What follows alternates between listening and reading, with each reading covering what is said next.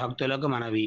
2025వ సంవత్సరం సెప్టెంబర్ నెల 7వ తేదీ ఆదివారం నాడు భాద్రపద మాసము పౌర్ణమి రోజున రాత్రి సంపూర్ణ చంద్రగ్రహణం సంభవించబోతోంది. ఇది రాహుగ్రస్త చంద్రగ్రహణం కావడం విశేషం. ఈ గ్రహణం కుంభరాశిలో శతభిష నక్షత్రంలో ప్రారంభమవుతుంది మరియు పూర్వభాద్ర నక్షత్రం. గ్రహణం రాత్రి 9:50 ప్రారంభమై రాత్రి 1:31 ముగిస్తుంది. అత్యంత పుణ్యకాలం రాత్రి 3:41 వరకు ఉంటుంది. ఈ గ్రహణాన్ని ముఖ్యంగా కుంభరాశి మరియు మీనరాశి వారు వీక్షించకూడదు. వారికి గ్రహణానంతరము శాంతి కార్యక్రమాలు, జపాలు, దాన ధర్మాలు చేయటం మేలుగా భావించబడుతుంది. ఇప్పుడు జన్మ నక్షత్రం లేని వాళ్ళు నామ నక్షత్రంగా చూసుకున్నట్లయితే గనక గా గి గు గే అనే 4 అక్షరాలు కూడా ధనిష్ట నక్షత్రంలోకి పరిగణించబడతాయి.